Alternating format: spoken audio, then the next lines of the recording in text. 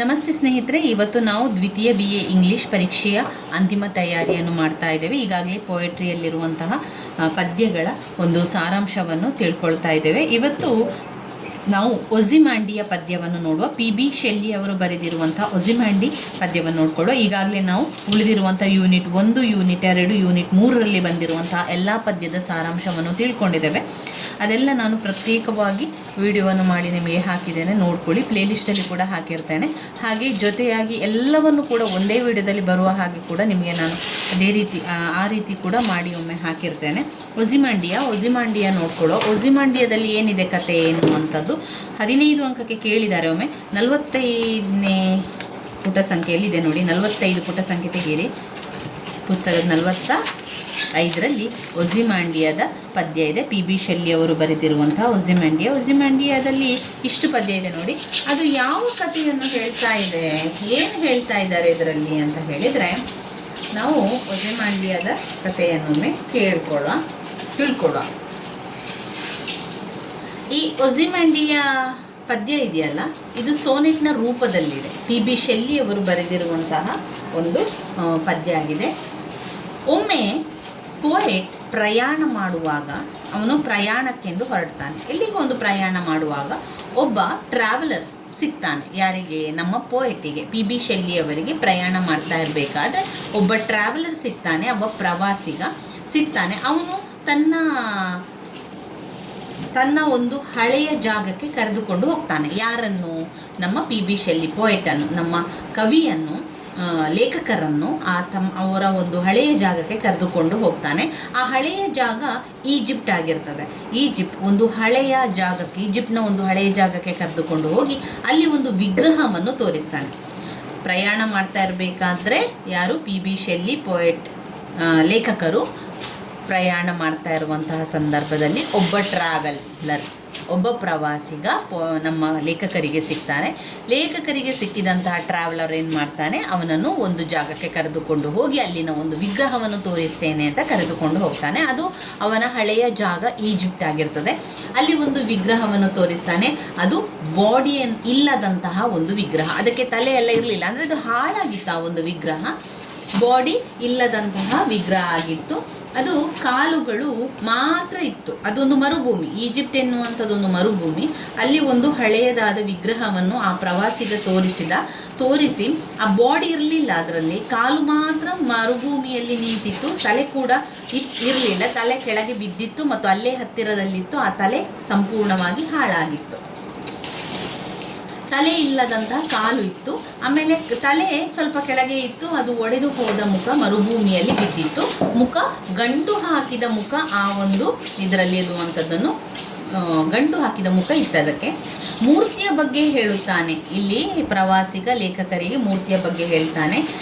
ಆ ಒಂದು ಮುಖವನ್ನು ನೋಡಿದಾಗ ಅದು ಒಂದು ಜಂಬ ಇರುವಂತಹ ಮುಖದ ರೀತಿಯಲ್ಲಿ ಕಾಣ್ತದೆ.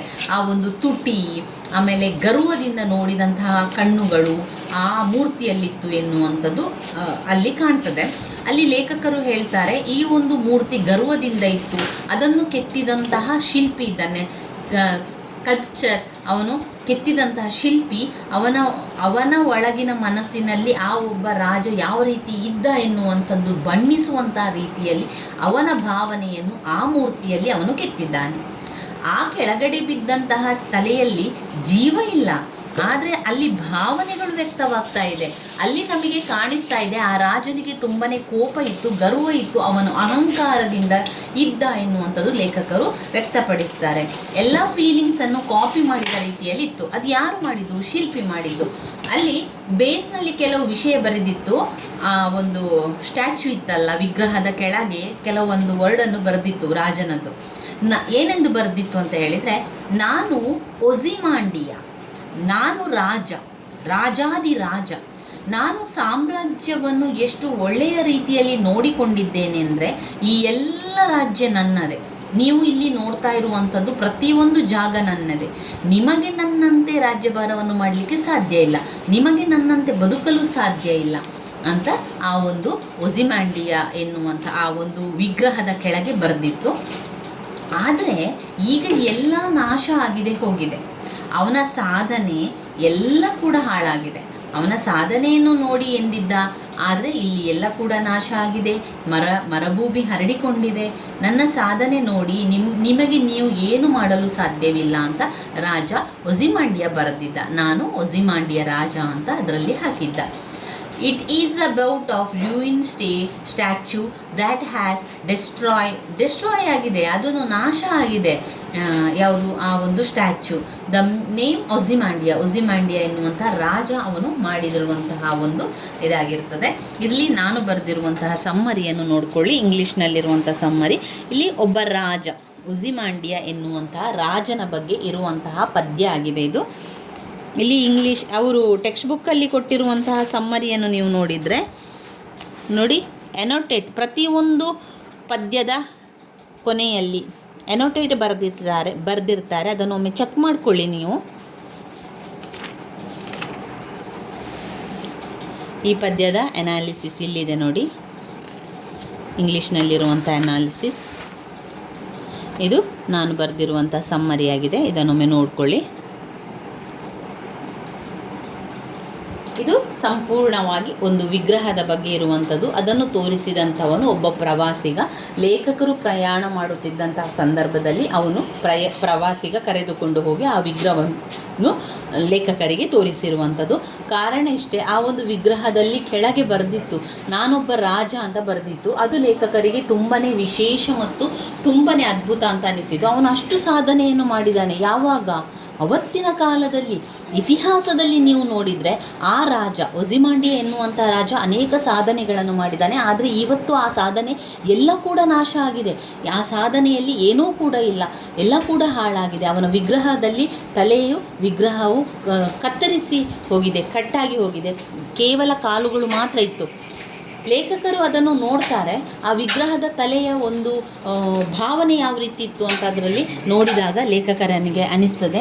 ಆ ಲೇಖಕರು ಅದನ್ನು ನೋಡಿದಾಗ ಆ ಮುಖದಲ್ಲಿ ಒಂದು ರೀತಿಯ ದರ್ಪ, ಗರ್ವ, ಅಹಂಕಾರ ಕಾಣಿಸ್ತಾ ಇತ್ತು ಲೇಖಕರಿಗೆ. ಇದೆಲ್ಲವನ್ನು ಮಾಡಿದವರು ಯಾರು? ರಾಜ ಮಾಡಿರುವಂಥದ್ದಲ್ಲ. ರಾಜ ಒಬ್ಬ ಶಿಲ್ಪಿಗೆ ಹೇಳಿ ನನ್ನ ಒಂದು ಪ್ರತಿಬಿಂಬವನ್ನು ಮಾಡು ಅಂತ ಅವನಿಗೆ ಹೇಳಿರುವಂಥದ್ದು ಆಗಿನ ಕಾಲದಲ್ಲಿ. ಆ ರಾಜ ಆಗಿನ ಕಾಲದಲ್ಲಿ ತುಂಬ ದರ್ಪ ಗರ್ವದಿಂದ ಹೊಂದಿರಬಹುದು. ಯಾಕಂದರೆ ಶಿಲ್ಪಿಗೆ ಆ ರಾಜನ ಒಂದು ಗುಣ ಯಾವ ರೀತಿ ಇತ್ತು ಅಂದರೆ, ಶಿಲ್ಪಿಯ ಮನಸ್ಸಿನೊಳಗೆ ಇರುವಂಥದ್ದನ್ನು ಅವನು ಕೆತ್ತಿರುವಂಥದ್ದು. ಶಿಲ್ಪಿಯ ಮನಸ್ಸಿನೊಳಗಿರುವಂತಹ ಭಾವನೆಗಳನ್ನು ಆ ಒಜಿಮಾಂಡಿಯಾ ರಾಜನ ಮುಖವನ್ನು ಮಾಡಬೇಕಾದ್ರೆ ಅವನ ಫೀಲಿಂಗ್ಸ್ ಯಾವ ರೀತಿ ಇತ್ತು ಅದೇ ರೀತಿಯಾಗಿ ಹೊರಹೊಮ್ಮುತ್ತದೆ. ಅವನ ಮುಖ, ಅವನ ತುಟಿ, ಅವನ ಕಣ್ಣುಗಳು ಗರ್ವ, ದರ್ಪ, ಅಹಂಕಾರವನ್ನು ತೋರಿಸುವ ರೀತಿಯಲ್ಲಿತ್ತು. ಇದು ಶಿಲ್ಪಿಯ ಫೀಲಿಂಗ್ಸ್ನಲ್ಲಿ ಬಂದಿರುವಂಥದ್ದು. ಯಾಕಂದರೆ ಮಾಡಿರುವಂಥದ್ದು ಶಿಲ್ಪಿ. ಆದರೆ ಶಿಲ್ಪಿಗೆ ಗೊತ್ತಿತ್ತು ಈ ರಾಜ ಎಂಥವನು ಅಂತ. ಅವನ ಮನಸ್ಸೊಳಗೆ ಇರ್ತಲ್ಲ ಈ ರಾಜ ಎಂಥವನು ಅಂತ. ಆ ರೀತಿಯಾಗಿ ಅವನು ಮೂಡಿ ಬಂದಿರುವಂಥದ್ದು. ರಾಜ ಯಾಕೆ ಅಲ್ಲಿ ಹಾಕಿದ್ದಾನೆ ಅಂತ ಹೇಳಿದರೆ, ನನ್ನ ತಲಾಂತರದಿಂದ ನನ್ನ ಮುಂದಿನ ಮಕ್ಕಳು ಇದನ್ನೆಲ್ಲ ತಿಳ್ಕೊಳ್ಬೇಕು, ನಾನು ಮಾಡಿದಂಥ ಸಾಧನೆಯನ್ನು ಅರ್ಥಕೊಳ್ಬೇಕು, ನಾನು ಮಾಡಿರುವಂಥ ಇಷ್ಟೊಂದು ಸಾಧನೆಯ ಬಗ್ಗೆ ನನಗೆ ಹೊಗಳಿ ಸಿಗಬೇಕು ಎನ್ನುವ ಕಾರಣದಿಂದಾಗಿ ಅವನು ಮಾಡಿರುವಂಥದ್ದು. ಆದರೆ ಆ ಪರಿಸ್ಥಿತಿಯಲ್ಲಿ ಅವನು ಸಾಧನೆ ಮಾಡಿದ್ದ.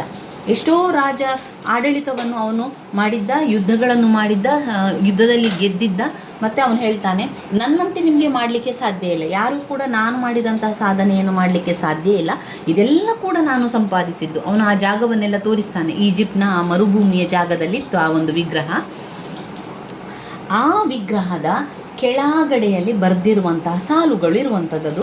ಅಲ್ಲಿ ಅವನು ಹೇಳ್ತಾನೆ, ನಾನು ರಾಜ ಒಜಿಮಾಂಡಿಯಾ, ರಾಜಾದಿರಾಜ, ನಾನು ಒಜಿಮಾಂಡಿಯಾ ರಾಜ, ನಾನು ಈ ಪ್ರದೇಶವನ್ನು ಉತ್ತಮವಾಗಿ ಆಳಿದ್ದೇನೆ, ರಾಜ್ಯಭಾರವನ್ನು ಮಾಡಿದ್ದೇನೆ, ನಿಮಗೆ ನನ್ನಂತೆ ಮಾಡಲಿಕ್ಕೆ ಸಾಧ್ಯ ಇಲ್ಲ, ಇದೆಲ್ಲ ಕೂಡ ನನ್ನದೇ ಆಸ್ತಿ, ಇದು ನಾನು ಮಾಡಿರುವಂತಹ ಸಾಧನೆ ಎನ್ನುವಂಥದ್ದನ್ನು ಬರೆದಿರುವಂಥದ್ದನ್ನು ಲೇಖಕರು ನಮಗೆ ಪದ್ಯದ ರೂಪದಲ್ಲಿ ತೋರಿಸಿದ್ದಾರೆ. ಅವರು ನೋಡಿರುವಂತಹ ಚಿತ್ರ, ಅವರು ನೋಡಿರುವಂತಹ ವಿಗ್ರಹದ ಬಗ್ಗೆ ಅವರು ಪದ್ಯದ ರೂಪದಲ್ಲಿ ನಮಗೆ ಕೊಟ್ಟಿರುವಂಥದ್ದು.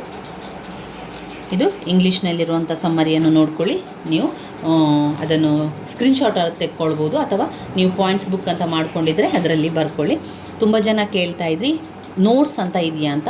ಇಲ್ಲ, ನೋಟ್ಸ್ ಅಂತ ಎಲ್ಲೂ ಕೂಡ ಸಿಗೋದಿಲ್ಲ. ನೋಟ್ಸ್ ಅಂತ ನಾವು ಮಾಡಬೇಕಾಗಿರುವಂಥದ್ದು ನಮ್ಮ ಅನುಕೂಲಕ್ಕಾಗಿ, ನಮಗೆ ಓದಲಿಕ್ಕೆ ಸುಲಭ ಆಗಲಿ ಎನ್ನುವ ಕಾರಣದಿಂದಾಗಿ ನಾವು ಮಾಡುವಂಥದ್ದನ್ನೇ ನೋಟ್ಸ್ ಅಂತ ಹೇಳುವಂಥದ್ದು. PDF ಮಾಡಲಿಕ್ಕೂ ಕೂಡ ನಾನು ಅದೆಲ್ಲ ಮಾಡಲಿಲ್ಲ. ನಾನು ಟೆಕ್ಸ್ಟ್ ಬುಕ್ಕಲ್ಲಿ ಓದ್ಕೊಂಡಿರುವಂಥದ್ದು. ಕೆಲವೊಂದಿಷ್ಟನ್ನು ಈ ರೀತಿಯಾಗಿ ಇಂಗ್ಲೀಷ್ ಆಗಿರ್ಬೋದು, ಕೆಲವೊಂದು ನನಗೆ ಓದ್ಕೊಳ್ಳಿಕ್ಕೆ ಅನುಕೂಲ ಆಗಲಿ ಎನ್ನುವ ಕಾರಣದಿಂದಾಗಿ ನಾನು ಸಮ್ಮರಿಯನ್ನು ಬರೆದಿರುವಂಥದ್ದು ಮತ್ತು ಕೆಲವೊಂದು ಪ್ರಶ್ನೆಯ ಪಾಯಿಂಟ್ಸ್ಗಳನ್ನು ಬರೆದಿರುವಂಥದ್ದಷ್ಟೇ. ಅದು ನೀವು ಓದ್ತಾ ಇರಬೇಕಾದ್ರೆ ನೀವು ಆ ಪಾಯಿಂಟ್ಸ್ ಬುಕ್ಕನ್ನು ಮಾಡಬೇಕು. ಪಾಯಿಂಟ್ಸ್ ಬುಕ್ಕನ್ನು ಯಾವ ರೀತಿ ಮಾಡುವಂಥದ್ದು, ಒಂದು ಇಂಪಾರ್ಟೆಂಟ್ ಆಗಿರುವಂತಹ ಪ್ರಶ್ನೆಯನ್ನು ತಗೊಳ್ಳಿ, ವೆರಿ ಇಂಪಾರ್ಟೆಂಟ್ ಆಗಿರುವಂಥದ್ದು, ಅಂದರೆ ಪದೇ ಪದೇ ರಿಪೀಟ್ ಆಗಿರುವಂತಹ ಪ್ರಶ್ನೆ, ಇಂಪಾರ್ಟೆಂಟ್ ಆಗಿರುವಂತಹ ಪ್ರಶ್ನೆ.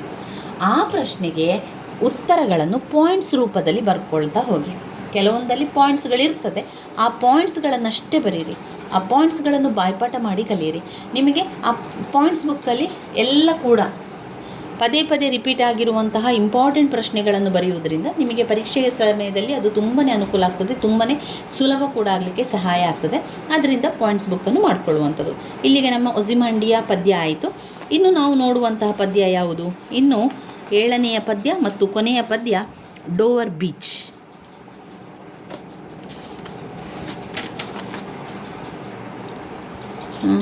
ಮ್ಯಾಥ್ಯೂ ಅರ್ನಾಲ್ಡ್ ಅವರು ಬರೆದಿರುವಂತಹ ಪದ್ಯ ಅದು. ಮ್ಯಾಥ್ಯೂ ಅರ್ನಾಲ್ಡ್ ಅವರು ಬರೆದಿರುವಂಥ ಪದ್ಯವನ್ನು ನೋಡುವ.